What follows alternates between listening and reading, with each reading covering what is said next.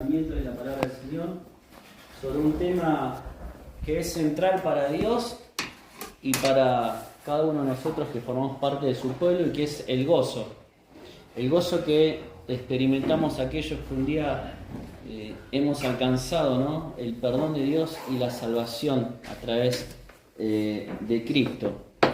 Todos sabemos que el gozo es una de las manifestaciones del fruto del Espíritu, ¿no? Y en Gálatas 5:22, cuando dice que el fruto del Espíritu es amor, después dice gozo, paz, paciencia, benignidad, bondad, fe, mansedumbre, templanza, ¿no? Y ahí se menciona el gozo. Y ese gozo cristiano que vos y yo tenemos que experimentar en nuestra vida diaria es justamente ese deleite, ¿no? Ese deleitarnos en el Señor, es hallar esa satisfacción plena en su persona y en su obra realizada en nuestra vida. Y ese estado de satisfacción proviene de tener a nuestro Dios como el tesoro más preciado, ¿no?, que nosotros podemos tener. No hay cosas que este mundo ofrezca, no hay riquezas, no hay oro, no hay bienestar que este mundo ofrezca que pueda generar un gozo y una satisfacción plena como la produce el Señor en nuestra vida. Y es notable cómo las Escrituras exhortan, animan y llaman a los hijos de Dios a poder vivir y experimentar continuamente este estado de estar gozoso, ¿no? Y muchas veces pensamos que es una opción, ¿no? Gozarme o no gozarme del Señor. Pero no es una opción, es un deber. Filipenses 4:4 dice: regocijaos en el Señor, a veces, siempre. Otra vez lo digo, regocíjense. Es un deber que vos y yo tenemos de no perder ese gozo del Señor en nuestras vidas, a pesar de los momentos difíciles y de las circunstancias adversas que tengamos que atravesar, ¿no? Y eso se ve aún cuando recién comentábamos, ¿no?, los motivos de oración. Hay enfermedad, hay angustia, hay pruebas, hay muerte, hay separación, hay problemas de todo tipo que los hijos de Dios no estamos ajenos, ¿no?, a poder transitar en ese camino a veces de dolor y angustia. Pero ¿cuál es nuestro deber? ¿Cuál es el mandato? Regocíjense en el Señor siempre. Otra vez lo digo, regocíjense, dice el apóstol en Filipenses 4:4. Y cuando uno repasa las páginas de toda la Biblia, en el Antiguo Testamento, ve los salmos, ¿no?, que todo el tiempo exhortan a gozarnos, a estar alegres. Los profetas también, cuando transmitían su mensaje al pueblo de Israel, hacían este llamado también a estar gozoso. ¿Y qué decir de las palabras del Señor Jesús mientras estuvo en esta tierra? Por ejemplo, Mateo capítulo 5, versículos 11 y 12, el Señor dijo: cuando los insulten y persigan por causa de mí, y termina diciendo: regocíjense y alégrense. Regocíjense y alegren. ¿Cuándo? ¿Cuando está todo bien? No, cuando los persigan, los vituperen y digan, insulten por causa de mí. También el Señor dijo en Juan 5:11: estas cosas les he hablado para que mi gozo esté ¿en quién? En ustedes, y su gozo sea perfecto. Juan 16:22, Jesús dijo: su corazón se alegrará y nadie les quitará su gozo. Mateo 25:23, regocíjense de que sus nombres están escritos en los cielos. Y en Mateo 25:23 dice: entra en el gozo de tu Señor. Lucas 10:21 dice que Jesús se regocijó. Fíjate, ¿no?, cómo el gozo entonces es un tema central. Es un tema central para Dios y su pueblo. Es un llamado recurrente en la Biblia, y hay muchas razones por las cuales nosotros podríamos decir que debemos tener gozo. Pero la principal nace de reconocer lo que Dios hizo en nuestra vida, ¿no?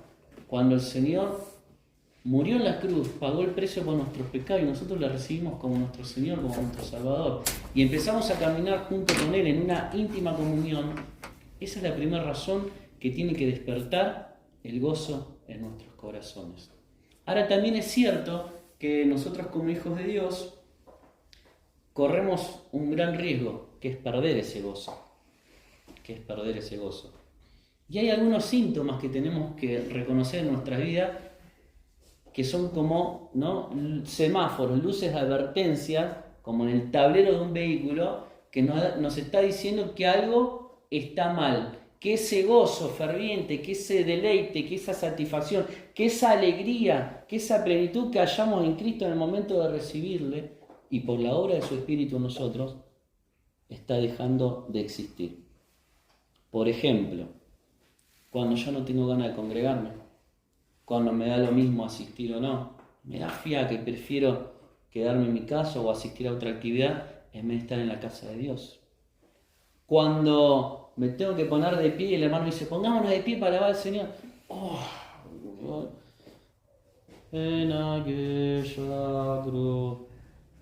Parece un detalle, ¿no es cierto?, sonso, por así decirlo, pero el Hijo de Dios, cuando abre su boca y expresa con gozo una alabanza a Dios, está mostrando lo que hay en su corazón, el gozo del Señor. Cuando me inclino fácilmente al pecado, ¿no?, es porque realmente he perdido esa comunión íntima con el Señor que trae gozo a mi vida. Cuando no tengo ganas de leer la palabra, ¿no?, y pasan días y días y no la leo, esos son todos indicadores, son señales, síntomas de que el gozo del Señor no está en mi vida. Y yo sé que hay muchas pruebas también, ¿no?, que a veces nos desaniman. Pero el Señor justamente, vamos a ver ahora 3 ejemplos de cómo el Señor se gozó a pesar de las dificultades. Supo experimentar el gozo aun cuando tuvo que estar en el momento más tremendo que le tocó atravesar, que fue poner su vida por vos y por mí en la cruz. Él nunca dejó de experimentar el gozo. Así que hoy vamos a ver cuál era el gozo del Señor. ¿En qué se regocijaba el Señor? Para que nosotros también podamos seguir su ejemplo. En primer lugar, vemos que el Señor se regocijó en cumplir la voluntad de Dios. Y al ver cómo la voluntad de Dios fluía y se desarrollaba en su vida. Vamos a ver, por ejemplo, Lucas 10:21. Lucas capítulo 10, versículo 21. ¿Alguien lo quiere leer? En aquella misma hora Jesús se regocijó en el Espíritu y dijo, yo te alabo, Padre, Señor del cielo y de la tierra, porque escondiste estas cosas de los sabios y entendidos y las has revelado a los niños. Sí, Padre, porque así te agradó. Bien. El Señor veía, por un lado, la indiferencia, ¿no?, de todos aquellos que rechazaban su mensaje, le rechazaban a Él como el Cristo, como el enviado de Dios. Pero también veía a aquellos que sí, con sencillez, recibían la palabra y confiaban plenamente en Él y le seguían. Si ustedes leen el contexto de los versículos anteriores, está hablando de los 70 enviados, ¿se acuerdan? Esos hombres que fueron enviados, esos discípulos del Señor, a ir y predicar por los pueblos, por los poblados. Y cuando el Señor en esa hora dice que vio que el Señor cumplía su voluntad a través de estas personas que quizás no eran los más eruditos de la sociedad, ¿no?, ni los más ricos, ni los más poderosos, Él comprendió que la voluntad de Dios Padre se estaba realizando o canalizando a través de estas personas. Y alabó al Padre, dice, y se regocijó en el Espíritu, y dijo, yo te alabo, Padre, Señor de Dios, porque escondiste estas cosas de los sabios entendidos, aquellos que no quisieron creer en Cristo, y las has revelado a los niños. No está hablando de los niños en edad, sino de aquellas personas que quizás con sencillez, con menor formación, con menor poder, con menor autoridad, recibían la palabra del Señor, ¿no? También dice Mateo 11:20, vamos a leer Mateo 11:20.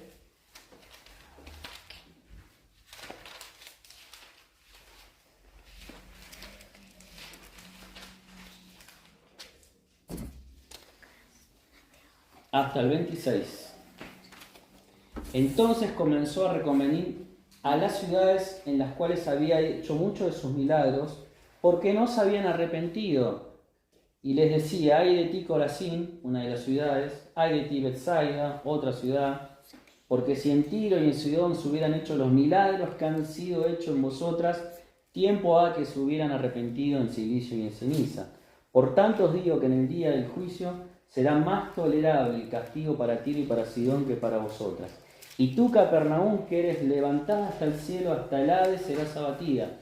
Porque si en Sodoma se hubieran hecho los milagros que han sido hechos en ti, habría permanecido hasta el día de hoy. Por tanto os digo que en el día del juicio será más tolerable el castigo para la tierra de Sodoma que para ti. En aquel tiempo, respondiendo, Jesús le dijo, y este es el versículo paralelo al que leíamos en Lucas: te alabo, Padre, Señor del cielo y de la tierra, porque escondiste estas cosas de los sabios y de los entendidos y las revelaste a los niños. Sí, Padre, porque así te agradó. Y el versículo paralelo que leíamos antes decía que antes del Señor alabar al Padre porque se gozaba en su voluntad, decía que el Señor, regocijándose, dijo: te alabo, Padre. Es decir, el Señor entonces en primer lugar se gozó en la voluntad de Dios. Nosotros hallamos gozo cuando vemos que la voluntad de Dios se manifiesta en nuestra vida. ¿Estamos buscando vivir en base a la voluntad de Dios? ¿Y qué dice la palabra acerca de la voluntad de Dios? En Romanos capítulo 12. Que es buena, que es agradable y que es perfecta. ¿Sí? Entonces, en el camino que yo estoy caminando día a día, en mi trabajo, con mi familia, en las decisiones que tomo, ¿estoy experimentando lo bueno, lo agradable y lo perfecto de Dios, el plan de Dios para mi vida? Eso es lo que tiene que traer gozo. Gozo a pesar de las pruebas y las dificultades que muchas veces tenemos que atravesar. El Señor se regocijó en la voluntad de Dios. Romanos 8:28 dice que a los que aman a Dios, todas las cosas les ayudan a bien. Amar a Dios, gozarse en su voluntad, es entender que todo lo que Dios permite en nuestra vida es para nuestro bien. Sí, pero bueno, si la enfermedad es para mi bien, cuando me quedo sin trabajo es para mi bien. Y bien estábamos, sí, dice Manuel, ¿no? ¿Y qué dijo José? ¿Qué dijo José al final de sus días? Lo estuvimos viendo, ¿no? En los devocionales. Que Dios había permitido todo eso, ¿para qué? Para el bien de mucho pueblo, ¿no? Dijo. Él lo comprendió, el propósito y la voluntad de Dios, y pudo hallar gozo a pesar de las circunstancias difíciles. Lucas 6:22.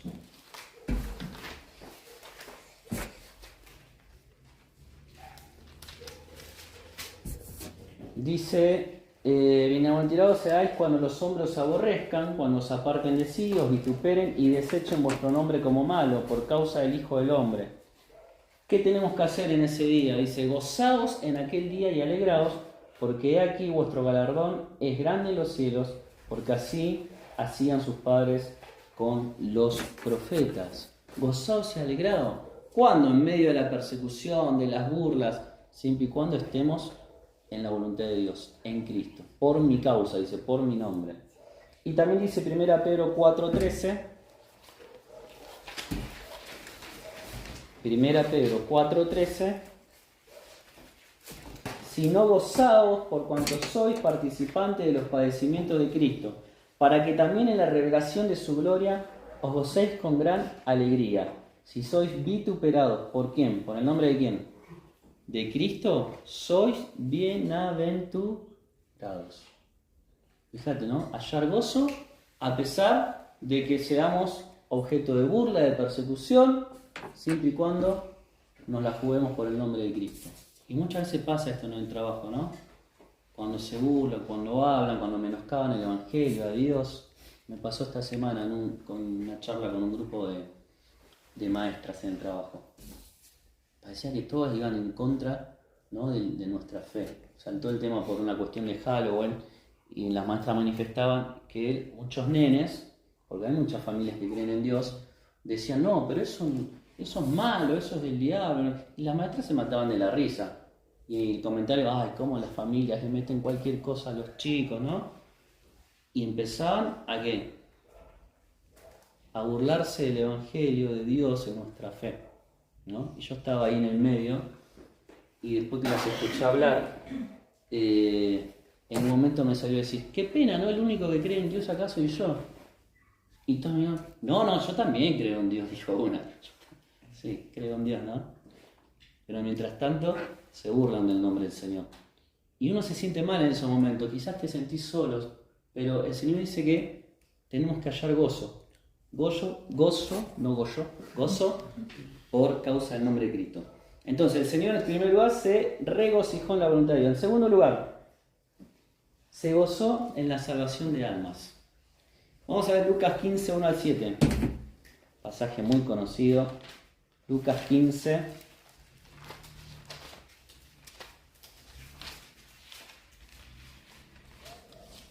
1 al 7. Es la parábola de la oveja perdida. No la vamos a leer todo porque ya la conocen, pero sí los últimos versículos cuando dice el versículo 5, y cuando la encuentra la oveja que se había perdido, el pastor la pone sobre sus hombros y ¿cómo se siente? ¿Qué dice ahí? Gozoso. Y al llegar a casa reúne a sus amigos y vecinos, ¿y qué le dice? Gozaos conmigo, porque he encontrado a mi oveja que se había perdido. Os digo que así habrá más gozo en el cielo por un pecador que se arrepiente que por 99 justos que no necesitan de arrepentimiento. ¿Qué nos pasa cuando vemos que las ovejas se pierden? ¿Qué sentimos? ¿Nos duele? ¿Estás experimentando el gozo por almas que se salvan? Y si no lo estamos experimentando, quizás es porque no estamos tomando esta actitud de ir a buscar a la oveja que está perdida. El Señor se gozaba en la salvación de almas. Y qué importante que nosotros también, ¿no?, podamos gozarnos cuando un pecador pasa de muerte a vida. Así como hay gozo en el cielo, que la iglesia de Cristo también se goce y que nos preocupe, que nos duela cuando las personas se pierden. En nuestro trabajo, en nuestra familia quizás hasta dentro de la congregación, los vecinos. Tenemos que tomar esta actitud, como el pastor, ¿no?, que sale a buscarla y cuando la encuentra se siente gozoso. Y llama a sus amigos y dice, gozaos conmigo. Y después termina diciendo la aplicación, así hay gozo en el cielo por un pecador que se arrepiente. Por un pecador que se arrepiente. Y en último lugar, el Señor halló gozo teniendo una perspectiva, ¿no?, una esperanza de la recompensa. Lo experimentó el Señor en su propia vida y nosotros también podemos hacer lo mismo. Hebreos 12, 3.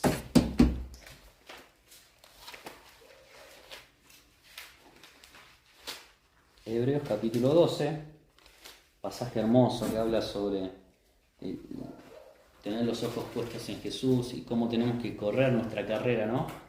Y el versículo 2 dice, puesto los ojos en Jesús, el autor y consumador de la fe, el cual por el gozo puesto delante de él. ¿Qué significa esto? Sigamos leyendo. Dice, por el gozo puesto delante de él, sufrió la cruz, menospreciando lo propio y se sentó a la diestra del trono de Dios. ¿Sabes qué significa este versículo? Que cuando Jesús puso su vida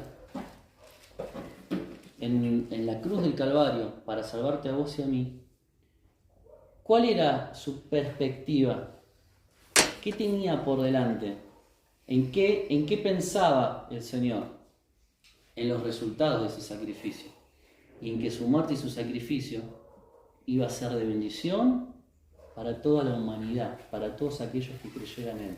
Ese era el gozo que él tenía puesto delante y que lo llevó a entregar su vida en sacrificio por vos y por mí. Entonces él se gozaba en la perspectiva de una recompensa. Y también lo dice Isaías 53, 10 al 11, ¿no? Dice que verá, se regocijará al ver el linaje y el fruto del trabajo de su alma. Cuando habla ahí proféticamente del Mesías, dice, se regocijará en el linaje, entonces aquellos que ganará a través de su muerte en la cruz. ¿Sí? Y si Cristo disfrutó, ¿no?, de eso que iba a ser la recompensa de su muerte en la cruz, ¿cuánto más nosotros tenemos que tener también presente la recompensa del trabajo que el Señor nos encomienda a hacer hoy, a vos y a mí? Dice, por ejemplo, 1 Corintios 15, 58. 1 Corintios 15, 58. Así que, hermanos míos amados, estad firmes y constantes, creciendo en la obra del Señor siempre, sabiendo que vuestro trabajo del Señor no es en vano. Por más que ahora parezca pero no hay crecimiento, no vienen chicos a conéctate, o no sé, los hermanos no se comprometen, y a veces nos desanimamos, tendemos a perder el gozo en el ministerio, porque quizás las cosas no están resultando como nosotros quisiéramos.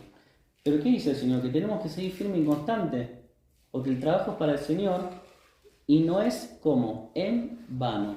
Entonces, si nosotros servimos al Señor hoy, en el presente, con esta perspectiva de recompensa, de que nada es en vano y que el Señor es la obra y los resultados y el fruto, eso nos tiene que animar y llenar de gozo. Como el Señor que fue a la cruz, ¿no? Fue a la cruz sabiendo y gozándose en lo que iba a ser el resultado de ese sacrificio por vos y por mí. Otro versículo que hace referencia a esto, Filipenses 4.1, por ejemplo, y con esto ya vamos terminando, dice, hermanos míos, amados y deseados, gozo y corona mía, estad así firmes en el Señor amado. ¿Qué está hablando acá el apóstol? Aquellos hermanos que eran como el fruto, no sus hijos espirituales, eran lo que le generaban el gozo y la corona suya. El gozo y la corona suya. Y también, para terminar, 1 Tesalonicenses 2.19. 1 Tesalonicenses 2.19. Porque ¿cuál es nuestra esperanza o gozo o corona de que me gloríe? ¿No lo sois vosotros delante de nuestro Señor Jesucristo en su venida? Fíjate, ¿no? El apóstol servía a Dios con una perspectiva de recompensa. La corona, el gozo que iba a venir por aquellos que el Señor trayera a sus pies.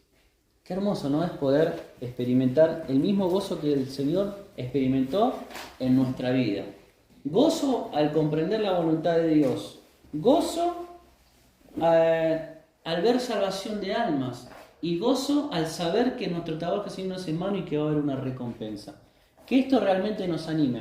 En medio de una vida a veces con tantos altibajos, con tantas pruebas, con tantas dificultades, el Hijo de Dios tiene el deber de regocijarse siempre, de estar gozoso, ¿sí? Y cuando veamos en nuestra vida, ¿no?, esas lucecitas de alerta, cuando ya no tengo mucha ganas de leer, no tengo ganas de congregarme, no alabo a Dios con ese fervor, ahí hay que despertar.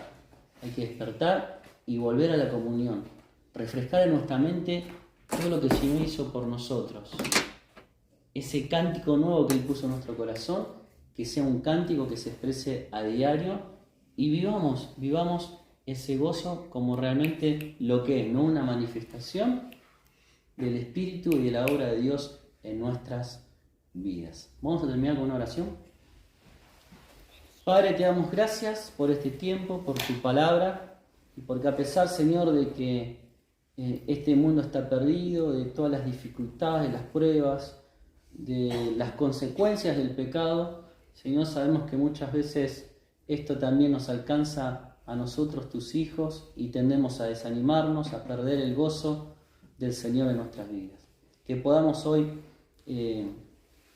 volver, Señor, a tener ese gozo que tuvimos desde el momento que te conocimos, que podamos ver también en la vida de Jesús cómo Él se regocijaba en ti, Señor, en tu voluntad, se regocijaba en ver almas que se salvaban, que pasaban de muerte a vida, y se regocijaba, Señor, también al ver la recompensa que iba a traer su sacrificio en la cruz. Que eso pueda ser una realidad también en nosotros y que cada día, Señor, podamos atravesar las olas y las tempestades de esta vida tomados de tu mano, Señor, firmes y constantes en ti, sabiendo que lo que hagamos para ti no es en vano, Señor. Te alabamos, te bendecimos y que realmente tu palabra también pueda seguir trabajando en nuestras vidas y en aquellos que hoy no están por diferentes motivos. En el nombre de Cristo Jesús, amén.